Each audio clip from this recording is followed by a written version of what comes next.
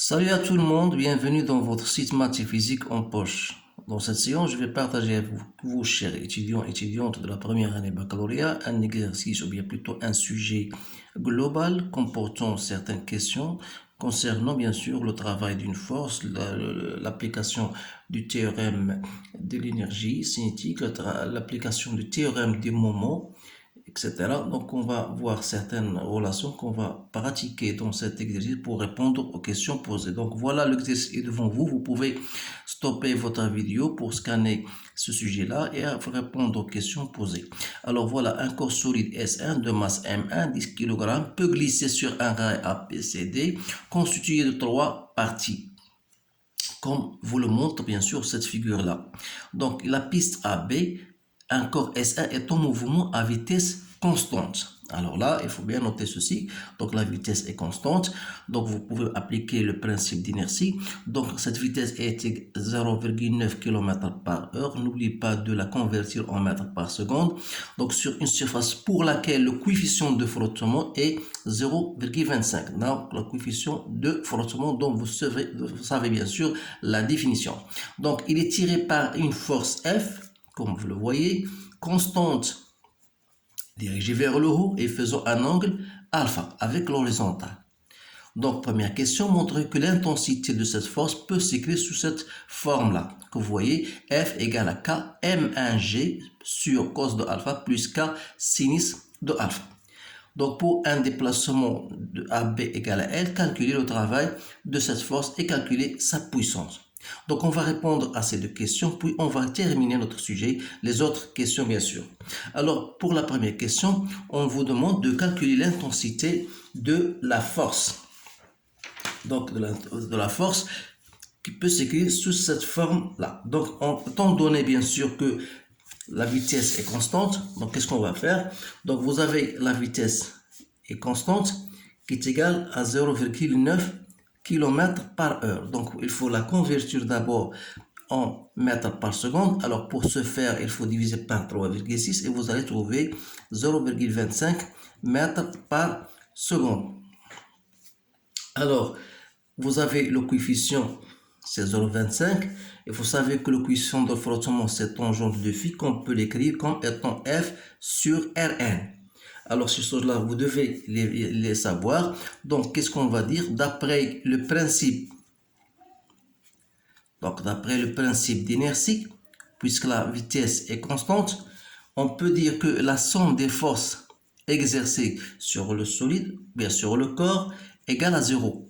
Alors, ceci va se traduire, puisque le corps est soumis à 3 forces, qui sont P, F et R, égale à 0. Alors là, il suffit de projeter, donc en projetant cette relation vectorielle, donc en projetant soit sur l'axe OI qui est parallèle à AB, c'est-à-dire qui va nous donner, d'après cette figure, la force, la composition de P égale à 0, puisque la P est perpendiculaire, et il nous reste la composition de F qui égale à F cosinus de alpha.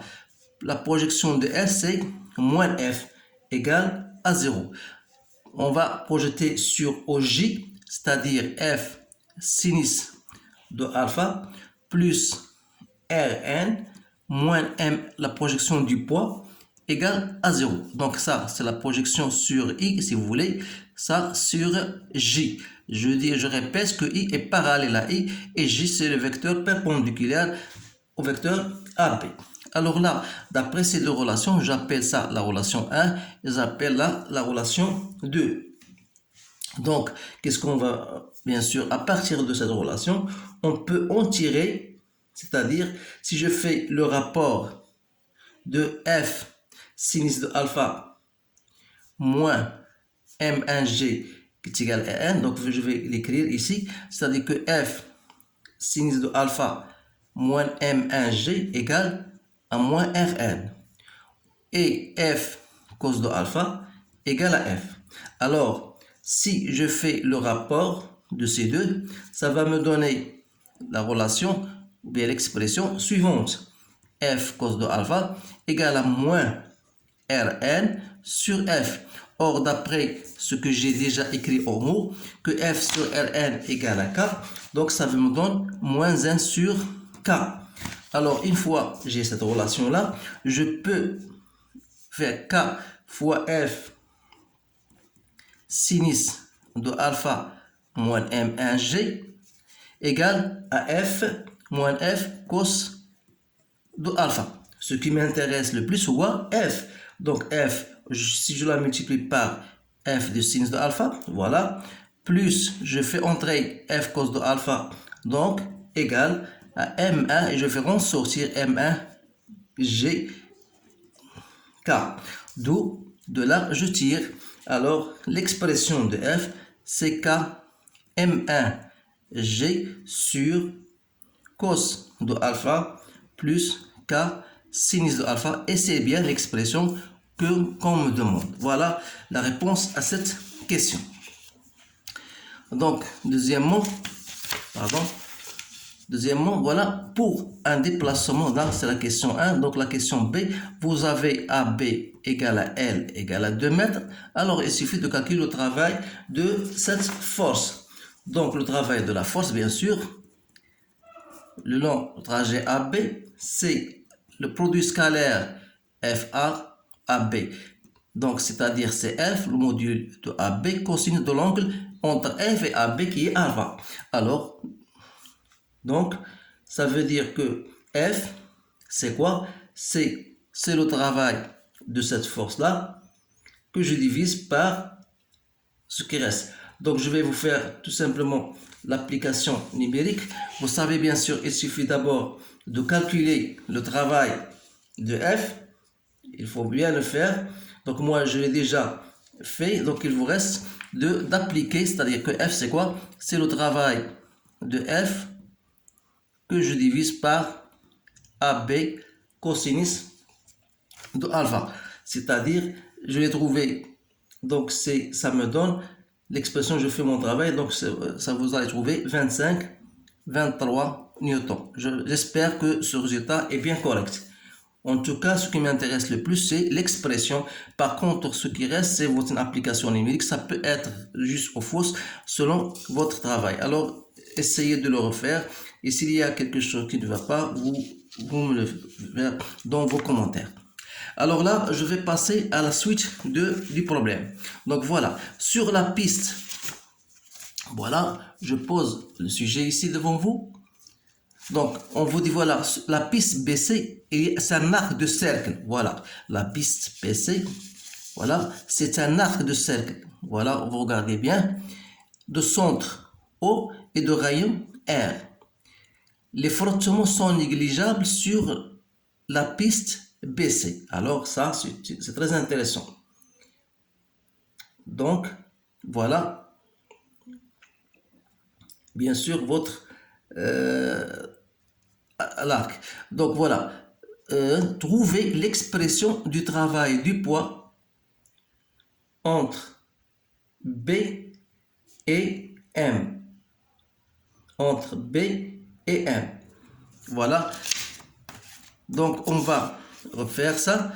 Donc en ce qui concerne ça, c'est pour, ça me rappelle, pour le travail de la force selon le travail AB, j'ai trouvé 43,7. Donc, s'assurez-vous bien sûr de ce résultat-là. Donc, pour ce qui concerne la troisième question, on vous dit voilà, on vous demande de déterminer l'expression du travail du poids. Donc, vous savez bien sûr que l'expression du travail du poids entre B et M, toujours vous appliquez votre relation que vous connaissez tous. Donc, c'est le poids, c'est mg, zb moins zm. Vous savez que ZB, d'après notre figure, égale à 0. Donc, voilà ZB. Donc, voilà ZB égale à 0. Donc, ZM, c'est la projection, voilà. Donc, voilà ZM.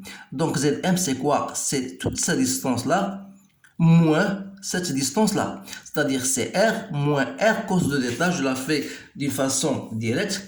Donc, ZM, c'est R moins R cosinus de θ, c'est-à-dire R1 moins cosinus de θ.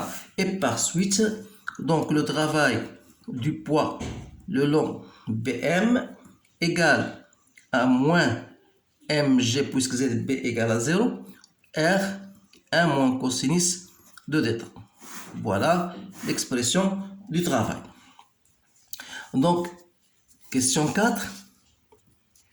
On vous demande de déduire la valeur du travail du poids, bien sûr, lorsque travail BC. Alors, lorsqu'on va du B vers C, voilà, de B vers C, c'est-à-dire on va de ce point-là à ce point-là, ça veut dire que θ va prendre la valeur pi sur 2. Donc, c'est-à-dire on aura moins mgr, 1 moins cos de pi sur 2. C'est-à-dire c'est moins mgr. Si je fais mon application numérique, donc c'est moins 100 fois 0,5. Donc je trouve moins 50 joules. Donc vous remarquez bien que c'est négatif. Donc c'est un travail résistant. Donc voilà la réponse à cette question. Cinquième question, voilà, déduire la valeur de l'arc BC. Déduire la valeur de l'arc BC. Pour moi, vous remarquez bien ces choses-là. Donc voilà, BC, pour moi, c'est quoi? Donc si vous voyez bien cette figure, donc si je partage ça en 4, donc arc de cercle, donc BC pour moi, c'est quoi? C'est le 1 quart de quoi? Du grand cercle. Or, le périmètre d'un cercle, vous le savez, c'est 2pi fois le rayon. Donc, il reste quoi? Pi r sur 2. Donc, vous devez quand même savoir ces choses-là. Donc, c'est 3,14 que je dois multiplier par 0,5 et je divise par 2.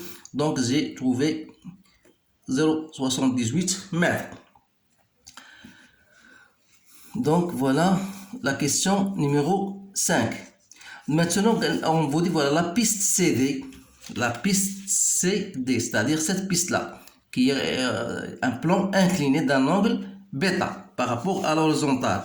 Donc, on vous dit, voilà, la piste CD, sur cette piste, on supprime la force. Donc, il n'y a plus de cette force et on utilise une poulie à deux gorges de masse négligeable de rayon R1 et R2. Voilà le rayon R1. Et voilà, puisque le rayon R1 est plus grand que le rayon R2. Donc voilà le rayon R1 et voilà le rayon R2. Le rayon R2 est plus petit que le rayon R1. Tel que R1 égale à 2R2 égale à 10 cm. Il est relié par deux fils inextensibles et de masse négligeable à deux solides S1 et S2. S1 est le solide qu'on a déjà parlé, dont la masse est M1, qui peut glisser sur un plan incliné d'un angle bêta par rapport à l'horizontale. Et le solide S1 de masse M2, 5 kg. On vote un sinus de bêta égale à 1 quart et on suppose que les frottements sont négligeables. Alors, lorsqu'on abandonne le système à lui-même à un instant t donné, t égale à 0, les centres G1 et G2 sont séparés par un angle, par une distance h qui est la hauteur. Voilà cette h, voilà, on vous la demande. Donc, la poulie tourne dans le sens indiqué. Voilà, vous le remarquez.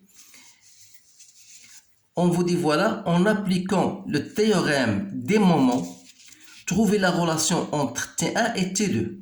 Voilà la première question.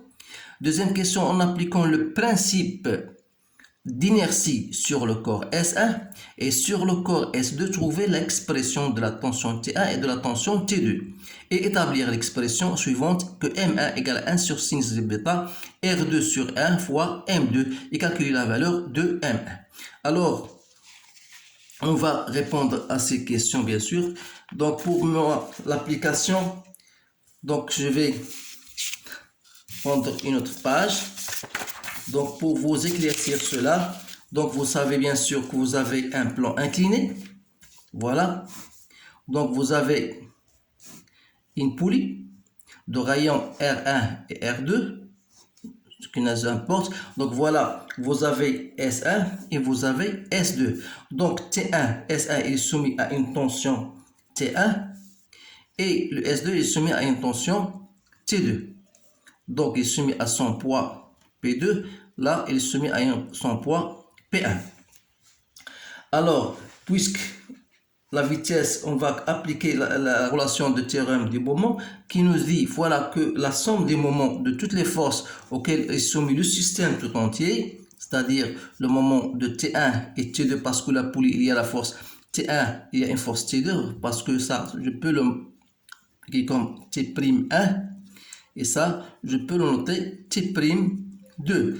Donc je dis T'1, T'2, il est soumis à son poids et soumis bien sûr à la réaction en haut. Bien, voilà O, voilà O. Donc, égal à 0. Ça égale à 0 et ça égale à 0. Donc, il nous reste le moment de T'1, puisque T'1 égale à T1. Donc, on aura, bien sûr, selon le sens bien choisi, donc on aura moins T1 R1 plus le moment de T'2 qui est égal à T2, donc T2 R2 égale à 0. Ça veut dire que T1 R1 égale à T2 R2. Autrement dit, T1 égale à T2 R2 sur R1. Voilà la relation qu'il y a entre R1 et R2. On peut même, puisque R2 est égal à 2R1, on peut même noter, voilà, d'après ce qu'on nous a donné, on vous donne R1 égale à 2R2. C'est-à-dire que T1 est égal à la moitié de T2. Donc voilà ce qui nous intéresse dans tout cela. Donc on va la laisser comme telle et on va passer à la question qui suit. Donc voilà, en appliquant le principe d'inertie sur le corps SA et sur le corps SA, trouver la relation entre T1 et T2. Donc d'après le principe d'inertie, c'est que la somme des forces appliquées soit sur S1 soit sur S2 égale à 0. Donc si je l'applique pour S1, c'est-à-dire on aura T1 plus P1 plus T1 plus P1 plus, voilà, c'est d'après S1. S1 est soumis à une tension T1, il est soumis à son poids, il est soumis à la réaction du plan. Donc R1 égale à 0. Alors, si pour le deuxième, donc T2, S2, il est soumis à son poids et à la tension T2 égale à 0. Donc on va projeter ces deux relations vectorielles.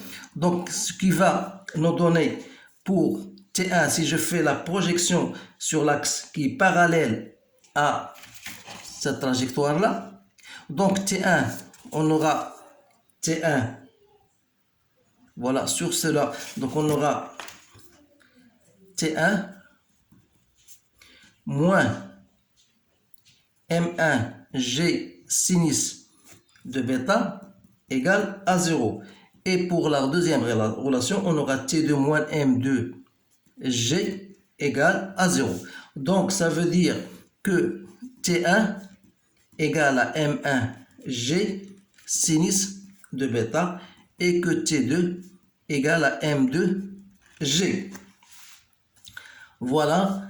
Donc qu'est-ce qu'on va pour trouver la relation entre T1 et T2. Donc d'après la question qu'on a déjà calculée, on a déjà montré que T1, T2, T1 égale à T2, R2 sur R1. Donc autrement dit, T1 sur T2 égale M1 G sinus de bêta sur M2 G. Donc je vais simplifier. Donc puisque d'après notre relation que T1 sur T2, c'est quoi? T1 sur T2, c'est R2 sur R1. Donc voilà la seconde relation qui est entre T1 et T2. Donc de là, je peux dire, puisque R1 égale à 2R2, ça veut dire que R2 est égal à R1 sur 2.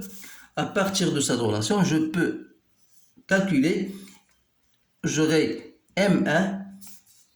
Donc M1 sinus de bêta, parce qu'on a M1 sinus de bêta, M1 sinus de bêta est égal à R2 sur R1, M2.